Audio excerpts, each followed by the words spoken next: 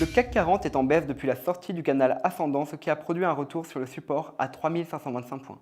Ce qui déterminera la tendance de la semaine est la cassure ou non du support à 3525 points. Ainsi, en cas de clôture sous ce support, une baisse sera attendue en direction des 3400 points.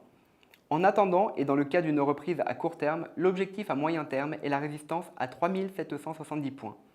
Dans la journée, on restera néanmoins vigilant à l'égard de publication des indices d'activité de la zone euro. Le Nasdaq est en phase d'hésitation depuis la forte baisse du 11 août et cela ne devrait pas changer aujourd'hui en l'absence de chiffres outre-Atlantique importants. Comme pour l'indice parisien, le Nasdaq est sur un support qui devrait déterminer la tendance à venir, ce qui est cohérent vu de la corrélation importante des indices entre eux. Le support du Nasdaq est quant à lui à 1815 points. De plus, une cassure simultanée des supports des deux indices serait un signal de baisse encore plus fort. Le câble, qui est dans une forte tendance haussière depuis mi-mai en progressant dans un canal ascendant, a récemment rebondi sur la résistance à 1,55 $. Cela confirme un retour probable vers la résistance à 1,58 $ à court terme.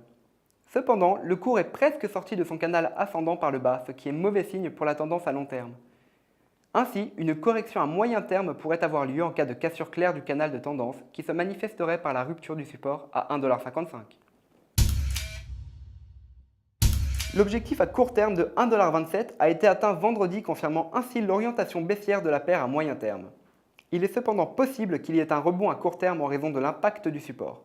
Néanmoins, à moyen terme, l'objectif reste clairement 1,25 $. Du côté des statistiques, aujourd'hui, la journée devrait être calme après la publication des indices d'activité de la zone euro.